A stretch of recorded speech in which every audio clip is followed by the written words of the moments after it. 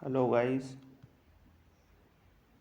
आज हम बात करने वाले हैं doctor Bhimrao Ambedkar university Agra MA first year Hindi साहित्य के सिलेबस के बारे में।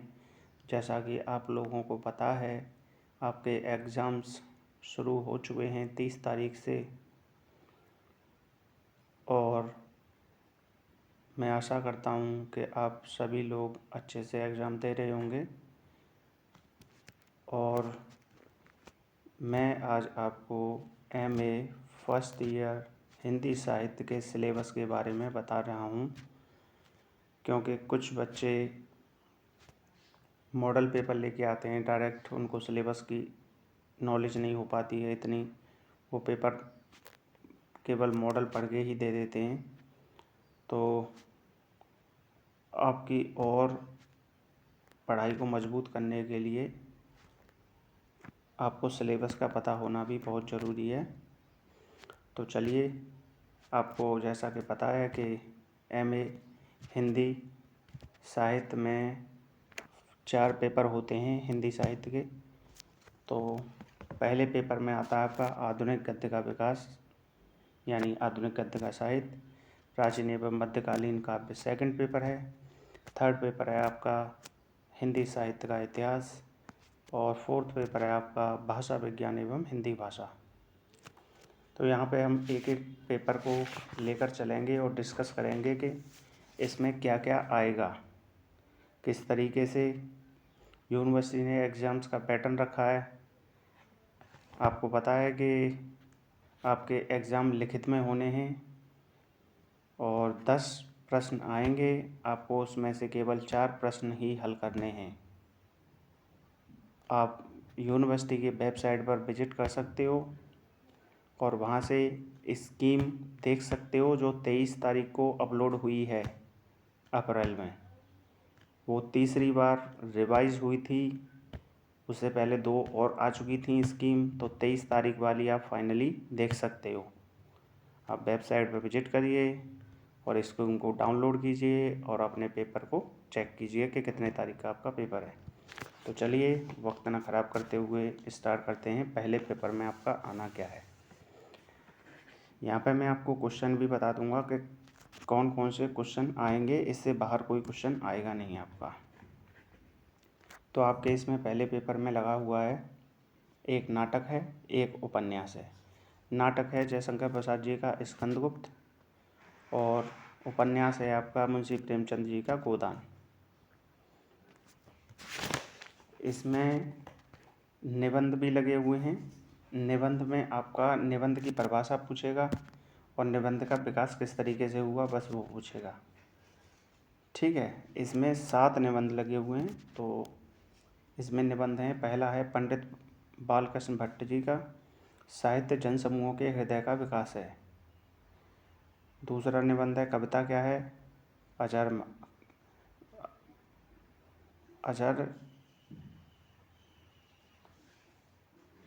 कवि और कविता, आचार्य महावीर प्रसाद द्विवेदी। कुटुज है आचार्य हजारी प्रसाद द्विवेदी का। तुलसी साहित्य के सामंत विरोधी मूल, डॉक्टर रामविलास शर्मा जी। आम्रमंजरी विद्यानिवास मिश्र जी। जम्बुक कुमेरनाथ राय जी। पहला सफ़ेद बाल हरिशंकर परसाई। आचार्य रामचंद्र शुक्ल जी का समीक्षात्मक अध्ययन है। इसमें क्या है, चिंतामणि जो बुक है उनकी निबंध की, उसमें से 2 निबंध लगाए हुए हैं इन्होंने। एक तो साधारीकरण एवं व्यक्ति वैचित्रवाद, और कविता क्या है, ये 2 निबंध इन्होंने लगा रखे हैं। उसके बाद में इसमें कथा आएंगी।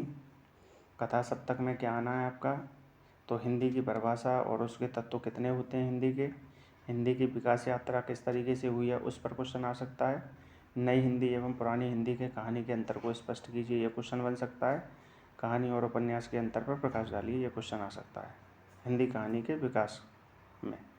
अब इसमें इन्होंने क्या किया है कि हिंदी कहानी में इन्होंने 7 कहानियाँ लगा रखी हैं। तो पहली कहानी मैं बताता हूँ आपको, उसने कहा था, चंद्रधर शर्मा गुलेरी जी की है।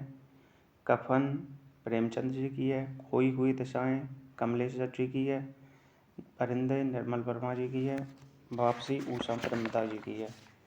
सिक्का बदल गया है, कृष्णा सोबती जी की है, टूटना राजेंद्र यादव जी की है। ठीक है, और इसके बाद में आपका इसमें से टिप्पणियाँ हैं 2 नाटककारों पर, 2 उपन्यासकारों पर, 2 निबंधकारों पर टिप्पणियाँ, 2 कहानीकारों पर टिप्पणियाँ और स्फुट ग्रंथ जो हैं कलम का सिपाही और क्या भूलूं क्या याद करूं, हरवंश राय बच्चन जी की। इसमें 2-2 टिप्पणियाँ द्रुत पाठ हेतु याद कर लेनी है।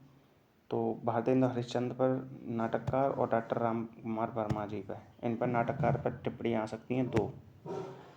उपन्यासकार 2 हैं, जैनेन्द्र और भगवती चरण वर्मा, इन पर टिप्पणियाँ आ सकती हैं। निबंधकार 2 हैं, प्रताप नारायण मिश्रा और सरदार पूर्ण सिंह, टिप्पणियाँ आ सकती हैं। कहानीकार हैं फणीश्वर नाथ रेणु और भीष्म साहनी, इन पर टिप्पणियाँ आ सकती हैं। स्फुट ग्रंथ हैं कलम का सिपाही अमृत राय और क्या भूलूं या क्या याद करूं हरवंश राय बच्चन। इतना सारा आपका ये पेपर फर्स्ट का सिलेबस है। आपका एग्ज़ाम है 30/5/2022 का, हिंदी फर्स्ट का, MA फर्स्ट ईयर हिंदी साहित्य। इतना जो मैंने बोला है अभी तक ये आपका फर्स्ट पेपर का सिलेबस है। अगर आप बोलोगे तो थोड़ी थोड़ी मैं आपको कहानी का सार समझा दूंगा, और आपको करना क्या है कि कुछ कोटेशंस याद कर लेनी है, उसमें से बाहर आपका क्वेश्चन जाएगा नहीं कुछ भी। कहानी में से क्या क्वेश्चन बन सकते हैं, तो 7 कहानी मैंने बताई हैं, तो इसमें से क्वेश्चन आपके बन सकते हैं, किससे किससे बन सकते हैं। तो कथा सार तो आपको पता है कि कथा सुना भी देंगे तो हल्के से में कथा आ जाएगी।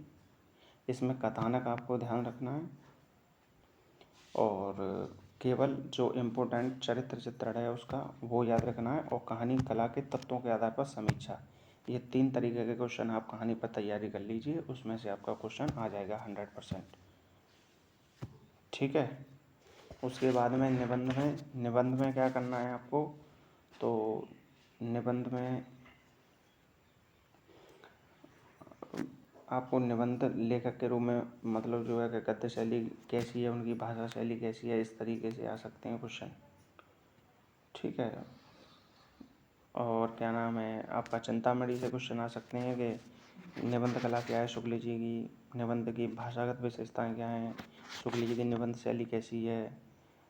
तो हिंदी आलोचना और आचार्य रामचंद्र शुक्ल की आलोचनात्मक प्रतिमान क्या हैं, तो इस तरीके से आ सकते हैं। व्याख्या नहीं आएंगी, केवल क्वेश्चन ही आएंगे, तो आपको केवल क्वेश्चन पर ही फोकस करना है और अपने आंसर्स उसी को ध्यान में रखते हुए लिखने हैं। अभी बात कर लेते हैं हम स्कंदगुप्त में से क्या क्या क्वेश्चन बन सकते हैं और गोदान में से क्या क्या क्वेश्चन बन सकते हैं।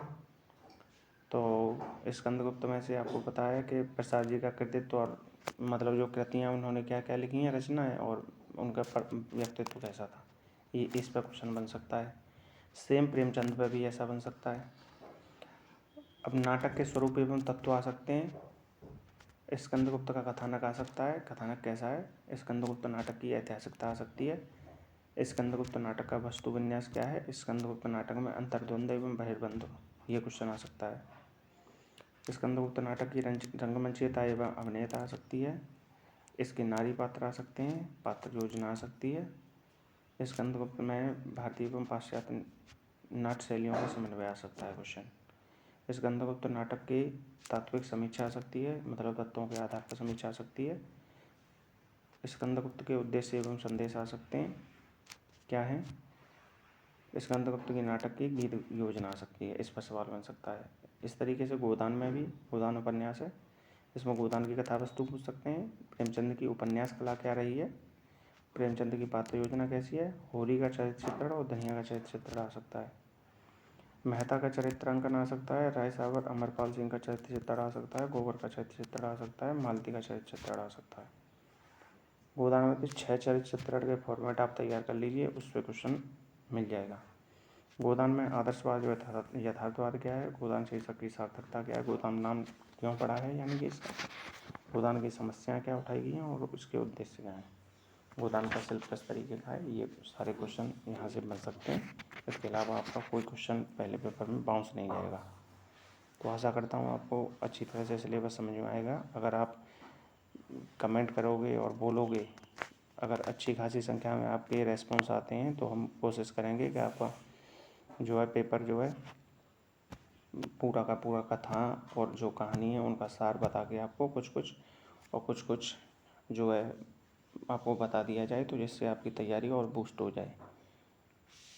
तो आशा करता हूँ मेरे द्वारा आपको दी गई जानकारी पसंद आई होगी, और आप बता दीजिएगा कमेंट करके कि आपको किस तरीके के प्रॉब्लम आ रही हैं पेपर को तैयार करने में, तो मैं आपका समाधान कर दूँगा। तो चलिए ठीक है, अगले वीडियो में नेक्स्ट पेपर को डिस्कस करते हैं। धन्यवाद।